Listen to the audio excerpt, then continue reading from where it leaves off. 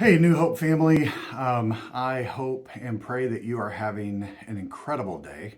If you don't know me, my name is Daniel. I am one of the pastors here.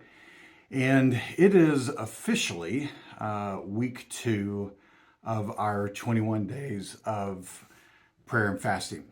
And so I get the privilege of coming to you today with Motivation Monday. So, a video that hopefully encourages you, motivates you as we strive to just continue on in this journey of prayer and fasting. And we are getting really close to the middle mark, and we're almost headed downhill. So, that's coming up quick. So, be encouraged. You're doing great, and we're almost at that halfway point. As I was thinking about this for today, I wanted to share something with you. I was thinking when I was in high school, I remember one of my tests in English, and it was a essay, exam where we were getting writing prompts on different things, and we had to write essay response to it, whatever. So I did my test, and I worked furiously hard on the writing prompts. I think I'm a pretty decent writer, and I was just incredibly confident. I loved what I wrote. I loved the stance that I took on it. And when I was done with that exam, I knew that I had aced it. No question. And so I was shocked when I got that back, only to find out that I had failed miserably. And it turns out what had happened was I misread the writing prompt. I misunderstood the instructions from the very beginning, and I wrote about totally the wrong thing, which means two things happened. One, I failed that test. Two, I had completely wasted a lot of time and energy, which was incredibly frustrating. Now, you may be asking yourself, why, Daniel, are you telling us this tragic tale about high school? Especially when this video is called Motivation Monday. Mostly, I just want you to feel sorry for me. Not really. No, if you remember yesterday, Mike and Dave both said two really critical things for me. And I say that because I've, going through the first week of this fast, I have been just so, I don't know what the right word for it is, but so intent on trying to make sure that I did this fast right. Because I feel like in the past, when I've tried to fast, it hasn't gone the way that I wanted it to. And I really didn't feel like maybe I sacrificed enough for the Lord. So this time I've been very, very strict. And I've approached it, I think, with a different heart and a different motivation. But I've been struggling with the idea of whether or not I'm doing it right. Am I succeeding in this fast or not? Are there changes that I can make, and do I need to make, just based on health and how my body's responding? And if I make those changes, is it okay, considering the kind of guidelines that I've set for myself on this fast? And what happened yesterday is Mike said something. He said, remember, keep the main thing the main thing. And then Dave, as Mike was interviewing him, and who doesn't love Dave? Was that not amazing? I love that man so much. But when Dave was talking about his one piece of advice that he would give us about spiritual disciplines, and he talked about, the difference between doing and being. And it hit me.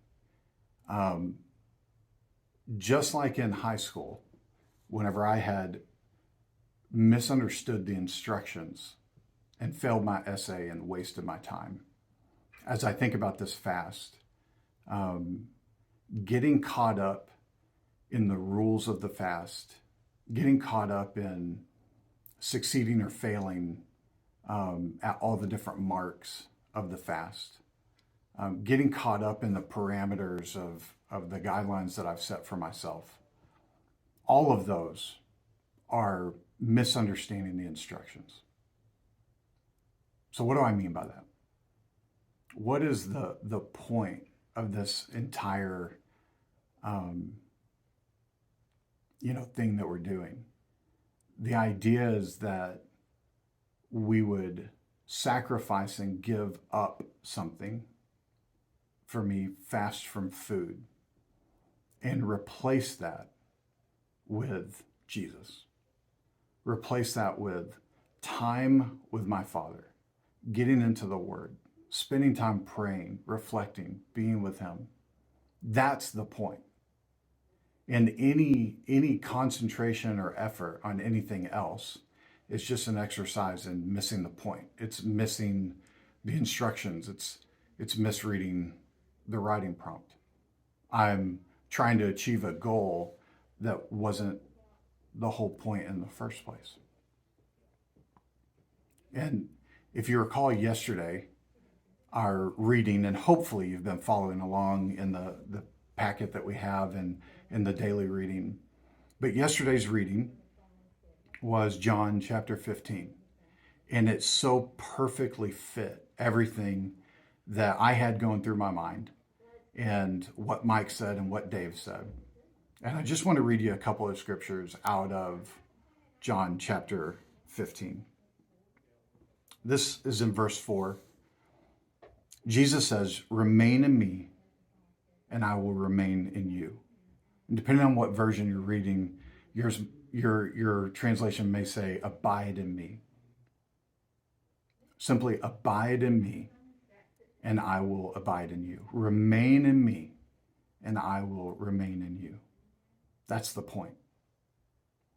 Jesus says, "For a branch cannot produce fruit if it's severed from the vine, and you cannot be fruitful unless you remain in me. Yes, I'm the vine, you are the branches. Those who remain in me and I in them will produce much fruit. For apart from me, you can do nothing." All the things that I was wrestling with and struggling with this fast, I was forgetting the main point of, apart from being in Jesus, apart from spending time being in Him, with Him, I'm going to fail because I can't do it without Him. If you go on a little bit further down into verse 9, it says, "I have loved you even as the Father has loved me. Remain in my love. When you obey my commandments, you remain in my love, just as I obey my Father's commandments and remain in His love." And then I love this. I've told you these things so that you will be filled with my joy. Yes, your joy will overflow. What a great reminder to us that as we strive to do something incredible, whatever it is that you may be fasting, whether it's food or something else that you've chosen for yourself, and as your family walks through this together, whatever that goal is, the process of doing it, the goal is to remain in Jesus. And the fruit from that will be that Jesus gives us joy.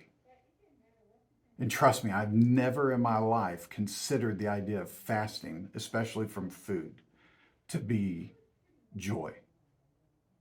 Can we really have joy while we're eliminating something that's so vital and so important to us? And I really believe we can, because Jesus' word says that we can, that through this process, we can be filled with joy to the point that it's overflowing. And so I just wanted to encourage you today. If you're anything like me, you've probably been wrestling with, can I do this?